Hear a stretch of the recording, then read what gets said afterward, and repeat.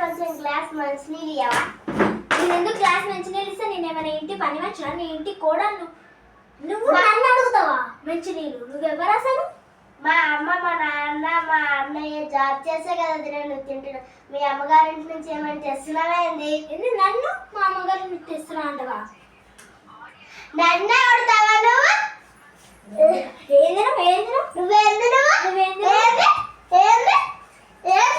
నేను ఇంటి నుంచి పోతా అసలు.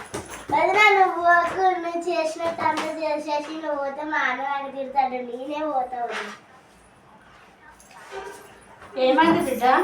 ఎందుకు గొడవ పడుతుండ్రు? ఎందుకు గొడవ పడుతుండ్రు బిడ్డ?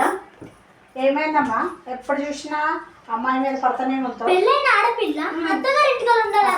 అత్తయ్య ఇక్కడికి ఎందుకు వచ్చింది? అత్తవారింటి కాడ ఉండాలంటే అందరి సంసారం ఒక్క లెక్క ఉండదు తల్లి. అందరి తలరాత ఒక్క లెక్క భగవంతుడు రాసి పెట్టాడు. ఆమెని మాకేం చేసినారంటే పక్కింటి వాళ్ళకి అందరికి అడిగి పెళ్లి చేసినాం. ఆ పక్కింటలు ఏమన్నారు, పెళ్ళిళ్ళు పేరయ్య కూడా ఏమన్నాడు, వాళ్ళకి 10 ఎకరాల పొలము గొర్రె మేక అన్నీ ఉన్నాయి, పెద్దింటోళ్ళు సంసారం ఉందన్నారు. అంతే మేము మోసపోయి 10 లక్షలు 10 తులాలు బంగారం ఇచ్చి పెళ్లి చేసినాం. పెళ్ళి చేస్తే ఏం చేసినారు ఆ వాడకం? తర్వాత ఏం లేదు.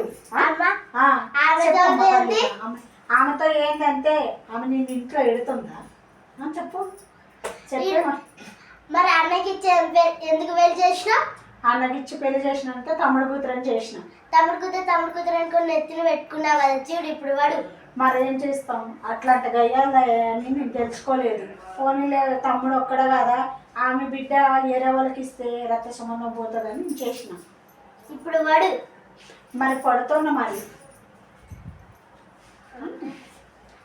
ఈ ఇంట్లో ఏమి ఉండదు అత్తయ్య, నేనే ఉండాలి ఇంట్లో. మంచిదే. ఆమె ఎక్కడ పోతుందమ్మా? ఏమి లేదు. ఒక పని చేస్తా రేపు లారీ పిలిపిస్తా. కొన్ని కాడికి ఆస్తి సమానం కోటాలి. ఎందుకు ఇప్పుడు ఒక్క నిమిషము. ఏం తెచ్చినా మీ అమ్మ ఇంటి కాడి నుంచి? అదేం తీసుకోవాలి ఇంటి నుంచి? నా ఇంటి నుంచి ఇచ్చిన ఆ వాడకం మొత్తం ఖర్చు పెట్టి తిన్నాడు. నువ్వేం తేలేదు. ఒక జాబ్ ఉందని ఒప్పుకొని వచ్చినావు. మీరు మేకలు గొర్రెలు ఉన్నాయని చెప్పి ఆశవాడి మీ కూతురికి ఇచ్చారు. ఇప్పుడు పడుతున్నారు అది ఉండాలి. ఎందుకు వచ్చింది? ఇంటికాడ ఉండాలంటే ఆ దొంగ వాడకం మంచోడు కాదని అవన్నీ సోదరు నాకు చెప్పొద్దు. నేనైనా పోతా ఇంటి నుంచి అదైనా పోవాలి. కానీ ఇద్దరు ఉంటే మా ఇద్దరికి ఒక్కరోజు పడదత్తయ్య. నువ్వే ఏమని పేరుతుంది? కొట్టాలా? ఎందుకు ఫోన్ తీసి ఏం చేస్తావు? నేనే ఫోన్ తీసి వాడికి ఫోన్ చేసి నీ పని చెప్తా. ఫోన్ తీసుకురా. ఫోన్ తీసుకుని రా. చూడు చెప్తాను. నీకు నచ్చితే ఉండు ఇంట్లో, నచ్చకపోతే నువ్వు కూడా అమ్మాయి లెక్క ఇంట్లోకి వెళ్ళి బయటకు వెళ్ళి. హలో చిన్న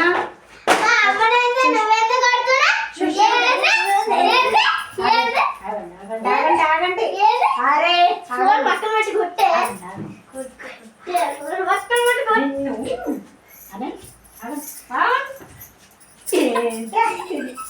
ఏంటి ఇద్దరు కూడా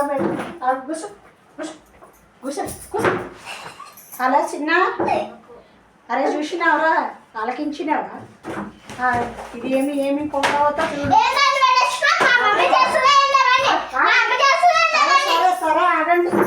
అన్నయ్యతో మాట్లాడతాం. చూసినావా? ఇంట్లో గలీజ్ చేసి అన్నీ ఇసురుతుంది. సామాన్లు మొత్తం ఆగం చేసింది. నువ్వు ఒకసారి నువ్వు ఆఫీస్కి వెళ్దాం. మాట్లాడదాం. ఆఫీస్కి వెళ్దాం.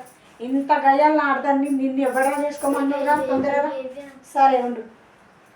నువ్వు చూడండి ఫ్రెండ్స్, చూసారా కదా? ఏ ఇంట్లో కూడా ఇసుమంటి గయ్యాల కోడలుంటే ఆడపిల్ల దానికి రక్షణ అనేది ఎక్కడా దొరకదు. చూసారు కదా? ఆడపిల్ల తల్లిదండ్రులు వాళ్ళ ఊరు వెళ్ళి ఎట్లాంటి వాళ్ళు మంచోళ్ళా కాదా అని మనం చూడలేము. చూడకంటిచ్చే సంబంధాలు అబద్ధం చేసి పెళ్ళిళ్ళు పేరయ్య ఆస్తులు ఉన్నాయి అంతస్తులు ఉన్నాయని పెళ్ళి మనకి ఎట్లనో అట్లా చేసి పెళ్లి చేపించేస్తారు. ఆ అమ్మాయిని అంత సంసారం ఇచ్చిన తర్వాత వాడికి ఏం లేదని తర్వాత తెలిసేటప్పుడు వాడు కొట్టిండని పిల్ల వచ్చింది. ఇట్లాంటి గయ్యాళ్ళు ఏ ఇంట్లో ప్రతి ఇంట్లో ఎక్కడెక్కడ ఉన్న కోడలకి ఇట్లాంటి పని చేస్తే ఆ అమ్మాయిలు 10 పూటలు మన ఇంట్లో ఉండనడానికి కూడా అవకాశం లేవు. ట్యూషన్ వస్తుంది అనమాట. చూసారు కదా ఇంత గయ్యాలతో అమ్మాయిని కొట్టింది. మరి ఆడిద్దని మొగుడు అక్కడ కొట్టి అమ్మాయి కొడితే మరి ఆ పిల్ల ఎక్కడ తలదాచుకుంటుంది? తల్లిదండ్రులు ఉన్నప్పుడే కోడలు బయటకు గింటేటప్పుడు మరి అమ్మాయికి రక్షణ లేదు కదా. చూసారు కదా అట్లాగా ఏ వదిని మరదలైనా కొంచెం తగ్గొస్తే ఏమీ లేదు తెలుసా. ఇంత ఇంత సిచ్యువేషన్ కోడలు చేసుకొని మనకు ఆటోటక్ వచ్చింది. ఇంత గయ్యాలు అయితే మనం 10 రోజులు అవతలకి వెళ్ళి అక్కలింటికి వెళ్ళాం, చెల్లెళ్ళింటికి వెళ్ళాము. ఎందుకంటే అమ్మాయి 10 పూట్లని వచ్చింది. తల్లిదండ్రులు కాపలా కాసుకొని ఉండలేం కదా. చూసారు కదా ఏంటి ఇట్లా అమ్మాయిని ఏం తెచ్చింది అనేసి పెద్ద మాట్లాడి పెద్ద రుబావు చేస్తుంది. చదువంట చదివిస్తే అయిపోయింది. చదువుంటే ఏడికైనా పోవచ్చు, మనం చదువుంటే ఏడికైనా పోవచ్చు. నీ కూతురులాగా ఇంట్లో కూర్చొని ఊకు ఇటు అటు కుక్కలా తిరిగినంత నాకు పని రాలేదు. చదివింది నా కూతురు కూడా, అందుకే కదా మొగుడు దగ్గరపోతే ఇడికి వచ్చింది. వాడు పనికి మాలోడు అయిన చేస్తే 10 రోజులు ఉంటానని వచ్చింది. 10 రోజులు ఎందుకుంటుంది? నేను ఒక రోజు కూడా ఉంచడానికి 10 రోజులు ఉంటాను. దానికి ఎవడిస్తాడు ఛాన్స్? ఎందుకు ఉండదు? నీకు ఎంత హక్కు ఉందో ఆమెకు కూడా అంత అంత లేదు. అయితే ఇల్లు మేము రాసుకున్నాం, మీరు వెళ్ళిపోండి. మేము ముగ్గురు అడుగు బయటికి పోండి. ఇడికి ఎందుకు వచ్చింది? మేము ఎక్కడ పోతాం? మేము కష్టపడి ఇల్లు కట్టినాము, కష్టపడి సంపాదించినాం, భూములు సంపాదించాం, మీ ఇద్దరికి ఇంట్లో గొర్రెలు సంపాదించినాం, అన్ని సంపాదించి మీకు ఇచ్చినామే. మీ ఇద్దరికి ఇంట్లో ఉంచింది ఎక్కువ. ఆమె తెచ్చి ఇంట్లో పెట్టిరండి మీరు. ఆమె నెలల కొలది ఉండదు, మహాతల్లి ఉండి ఒక 10 రోజుల నుండి పోతుంది. అప్పుడే మాట్లాడాడు, అప్పుడు రాదిస్తాడా? ఆడికి మేము చెప్పే సమాధానం ఆడికి చెప్తాము. ఆడికి ఏమైనా ఇప్పుడు చెప్పండి సమాధానం. ఇప్పుడు తీసుకెళ్ళి దిగబడితే వాడు ఏమేమి చేస్తే మా బిడ్డ మాకు ఉండదు. నీకేమి హ్యాపీగా ఉంటావు, ఏం తేకంట హ్యాపీగా 3 పూటలు అలాగా గయ్యాతలంగా పడితే ఏ అర్థమమ్మ? ఇంత గయ్యాల కోడల దగ్గర ఎవరైనా ఉంటారా ఫ్రెండ్స్? కోడలు అత్తను కొట్టి మామను కొట్టి కూతుర్ని కొడితే ఏ ఇంట్లోనైనా సిచ్యువేషన్ ఎట్లా ఉంటుంది ఒకసారి చూసారా?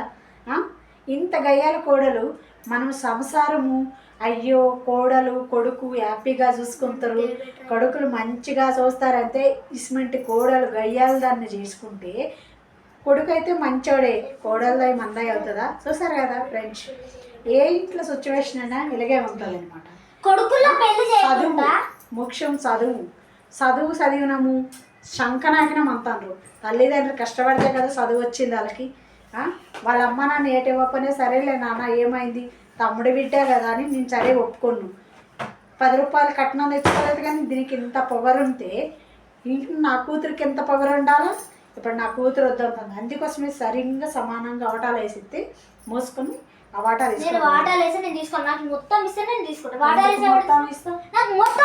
ఇస్తాం. ఎందుకే మేము ఎప్పుడో మా పేరు ఉంది సగభాగం ఉంది కాబట్టి నా కూతురికి మొత్తం రాదు. ఎందుకు ఇవ్వవు? చూసారు కదా ఫ్రెండ్స్, ఇప్పుడు అత్తమామలు వచ్చే కోడళ్ళకి అడ్డం అయిపోతున్నాం. వాళ్ళు వచ్చిన అమ్మానే మనం చచ్చిపోవాలి. వాళ్ళైతే రింగు రంగు చదివినారంట, సంకనాగినారు, జాబులు చేసుకొని హ్యాపీగా ఉంటారు. చూసారా? నువ్వు అదే పనికి మళ్ళీ ఒక మాట అంటే నువ్వు ఎక్కడికి నీ నాన్న ఉన్నాడు నేనున్నాను, మీ నాన్న నేనున్నాను, నువ్వు ఎక్కడికి పోవద్దు, మేము పెంచుకుంటాం. అమ్మ తల్లి ఒక్క నిమిషం. మీ ఆయన వస్తాడు అనుకో, వాటా వేస్తామా? వాటా తీసుకొని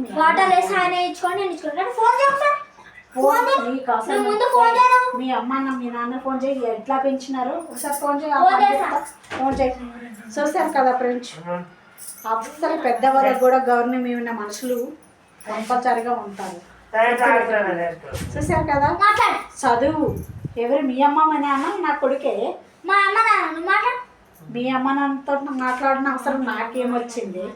హలో తమ్ముడు, చూసావా నీ కూతురు ఏమేమి మాట్లాడిందో? సరే ఒకసారి మాట్లాడుకుందాం. సరే అమ్మాయిని కూడా తీసుకొని రా, నీ కూతుర్ని తీసుకొని పో, తర్వాత మాట్లాడుకుందాం. ఎక్కడా తీసుకుపోతావా? ఎందుకు తీసుకుపోవు? ఏమైనా నువ్వు కట్నం ఇచ్చినావా? కట్నం ఇచ్చి పెళ్లి చేసినావా? ఎప్పుడో ఇస్తావంటే ఎప్పుడు ఇస్తావు? ఆ కట్నం డబ్బులు బంగారం తీసుకొని రా మాట్లాడదాం.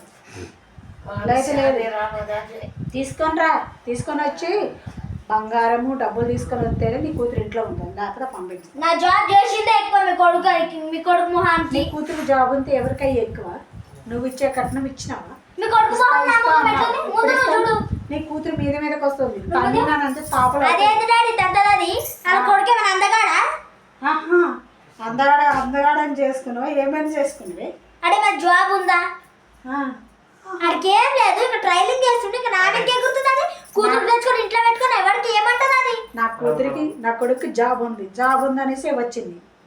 కూతురికి జాబ్ ఉండడమే కదా మొగుడు చూడకపోతే ఇడికి వచ్చి కూర్చుంటుంది. అట్లయితే నేను ఎందుకు కూరుకుంటా? ఆ ఇంటికి ఆడపిల్లలు రాకూడదు.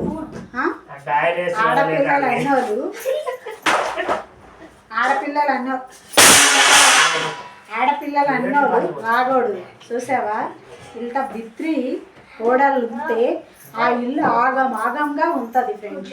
చూసారు కదా,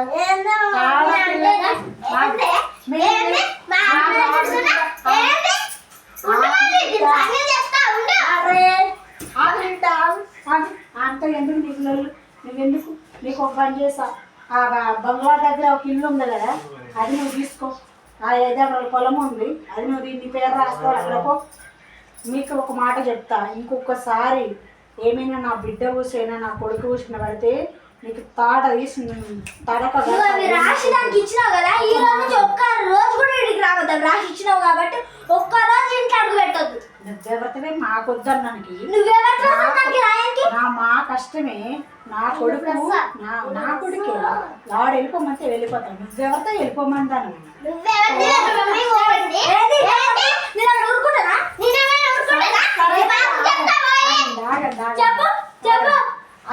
ఇప్పుడు దాని అన్ననన్నే, దాని అమ్మనన్నే, దాని నాన్న సరికి సాగుకొస్తాను. అందుకోసం ఏమి పంపిస్తా. మీరైతే ఇక్కడ ఉండండి. మేమైతే కూతురింటికి ఎందుకు పోతాం? కాదు, ఎవరైనా కూతురింటికి వెళ్ళి తల్లిదండ్రులు ఉంటారా? ఎక్కడైనా కూతురు వచ్చి కూర్చుంటారా? అల్లుడు చూడకపోతే అమ్మ నాన్న దగ్గరికి వస్తుంది, అమ్మ నాన్న లేకపోతే అన్నమ్ముడు కడుపు వస్తుంది.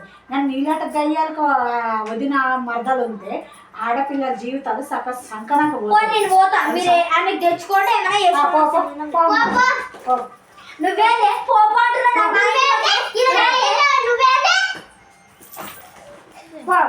ఆడొచ్చేసరికి కూడా రాకపో.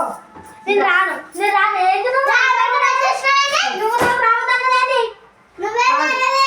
ఆడు చెప్తా. అరే ఇంతగానం గయ్యాలంటే నువ్వేమి రగడిస్తాను పిల్లని మనుషులు అమ్మా నాన్న ఉంటున్నప్పుడు కూడా కొడతావా? అనుకో ఓటాలు వేసినాం కదా. అరే